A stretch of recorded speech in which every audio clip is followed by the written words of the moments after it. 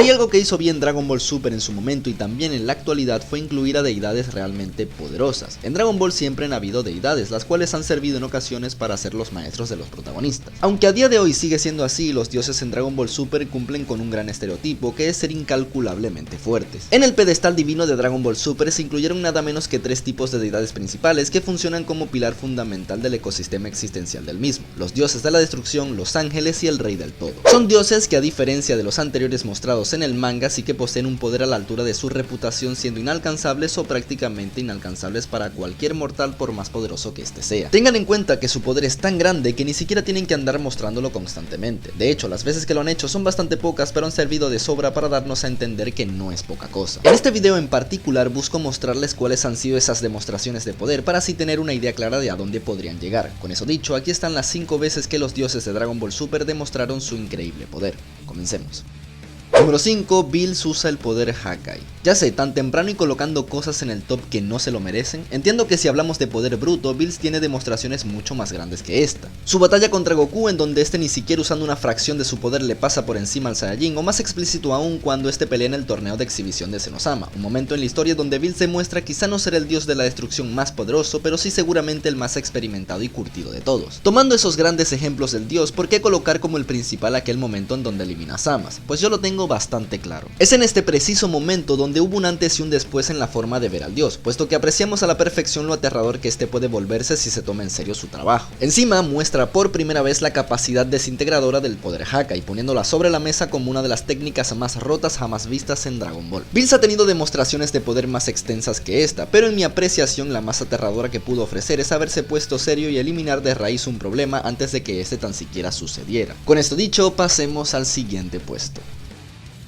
Número 4. Whis contra los enemigos de Goku y Vegeta. Whis es un personaje sumamente interesante en el mundo de Dragon Ball. Es un ser que jamás tuvo que demostrar su poder explícitamente para dar a entender que era por mucho más poderoso que incluso un dios de la destrucción. Al contrario de Bills, Whis no es un personaje que evite al 100% las confrontaciones, ya que si los problemas van hacia él no duda en hacerles frente. Sin embargo, ver a Whis pelear, aunque esto de pelear es ser muy generoso con los demás, es ver cómo para él el argumento está en modo fácil. Whis, cada vez que a alguien se le pasa por la mente el atacarlo, no derrota ni interviene, pero sí que humilla exageradamente a quien sea. Ejemplo de esto es Broly, el cual estuvo un ratito jugando con Whis, quien lo trató como al típico hermanito castroso luego de que le dices que no le vas a prestar la play. Otro ejemplo de esto mismo es cuando en la saga de Moro este busca aconsejar a Goku mientras que el devorador de planetas en su forma planetaria lo ataca, pues Whis, solo para que no levantase mucho polvo, detiene el ataque con un solo dedo, un enemigo con el que Goku estaba pasando penurias para poder derrotar. El poder de Whis en comparación a todo el verso de Dragon Ball a excepción de su padre y Zenosama es demasiado, y si me lo preguntan, ojalá se quedase así para siempre. Sabiendo eso, pasemos al siguiente. Número 3. Daishinkan y su superioridad hacia todo. Si el ejemplo de Whis les pareció increíble, ahora imaginen el poder y capacidad de su mismísimo padre. Un ser llamado a ser nada menos que la mano derecha del rey del todo. Para tener semejante responsabilidad sobre tus hombros, mínimamente tienes que ser el ser vivo más perfecto y poderoso en cuanto a combate que pueda existir. Y Daishinkan lo es. Este es otro personaje que no necesita en lo más mínimo demostrar constantemente su poder, ya que solo hacer acto de presencia ante alguien es sinónimo de respeto y temor al mismo tiempo. Incluso los mismos ángeles comentan no estar ni a sus pies y probablemente aunque todos peleasen juntos contra él, tampoco le llegarían a suponer un problema. Solo vean la naturalidad con la que detiene a 2 dioses de la destrucción que indiscutiblemente estaban utilizando todo su poder. A este nada le supone un problema en cuanto a capacidad de combate, por lo que entienden de mejor manera que aunque no tenga una demostración más explícita de su poder, al menos no de momento, su reputación y el cómo los ángeles y dioses se refieren a él es más que suficiente para estar en el top. Con esto dicho, avancemos.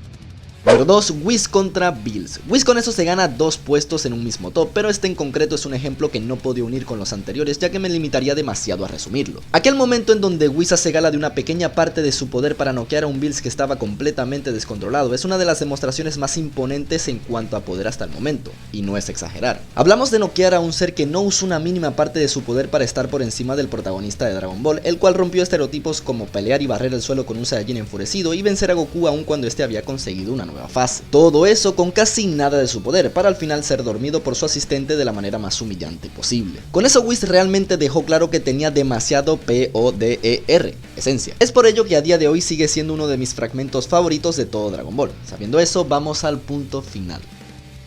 Número 1. Zenosama elimina un universo entero. Es completamente indiscutible que Zenosama debía estar en el puesto 1 de este top. Realmente es un ser aterrador siempre que se lo proponga. Al ser el dios del todo, también es el dios de la nada, pues le es sumamente sencillo el enojarse y con todo esto desaparecer absolutamente todo lo que existe solo con pensarlo. El rey del todo tiene muchísimas demostraciones aterradoras en cuanto a poder, como haber jugado ajedrez contra sí mismo utilizando cuerpos celestes, hasta extinguir por completo 6 de los 18 universos que eran en principio solo por un berrinche. Aunque ser el artífice de un cataclismo multiversal de esa magnitud es muchísimo peor que el ejemplo que se queda con el primer puesto, también es cierto que eso no lo vemos, sino que nos lo cuentan. El cómo pulveriza completamente al universo 7 del futuro sin mediar palabra y borrando con él a un ser genuinamente inmortal como Zamasu es lo que le otorga estar en lo más alto de este top. Sé que hay otros ejemplos de poder absoluto en cuestión de dioses de Dragon Ball, pero también es cierto de que nos centramos mayoritariamente en demostraciones de poder destructivo como tal. Si abrimos más la brecha, evidentemente hay dos dioses que no incluí y que deberían estar. Uno es Sarama, cuya demostración más grande de poder es haber creado los artilugios mágicos más poderosos jamás vistos, los cuales son las super esferas del dragón. Y el otro vendría siendo Super Shenlong, el cual es el avatar de las super esferas que puede cumplir absolutamente cualquier tipo de deseo sin excepción alguna. Aún así, si los pusiera en el top, estarían quizá en el puesto 2 o 3 por detrás de Zenosama. Ahora, y saliendo un poco del tema del primer puesto, siempre me ha parecido curioso imaginar hasta dónde llegan realmente las capacidades de Zenosama. Sí, es el rey del todo y este puede hacer y deshacer lo que sea con solo pensarlo. Ahora, ¿por qué este al destruir el universo 7 no hizo también extinguir a todas sus otras líneas temporales? Pues bueno, quizás se deba a que este sí podía, pero solo se enfocó en ese mundo, o que realmente hay algo por encima del mismísimo rey del todo y que esto sea nada menos que el tiempo mismo. De otra forma, no me explico el por qué no hay un solo Zenosama para todos, sino que este puede clonarse con una línea temporal. Por lo tanto, si se lo proponen, podrían haber infinidad de Zenosamas. Y este es otro punto que podríamos tomar en cuenta para un video futuro, porque es cierto que el tiempo en el universo de Dragon Ball es un concepto muy complejo y que según lo que hemos visto está por encima de todos y de todo. Casi como si habláramos de una entidad cósmica individual. La primera vez que se profundice en esto que yo recuerde es en el Dragon Ball Xenoverse, en donde el argumento se centra en el poder temporal y en su guardiana Cronoa. Es algo bastante interesante que podríamos hablar, así que me gustaría saber si les llama la atención. En ese caso en particular, entonces la mayor demostración de poder jamás vista en Dragon Ball sería el tiempo mismo, al limitar incluso la capacidad destructiva de Zenosama. Pero bueno, ya tocará hablar del tiempo como entidad individual en Dragon Ball en algún otro momento. ¿Qué les ha parecido el top en ese caso? ¿Creen que está bien estructurado o que hay alguna demostración de poder que se me haya pasado?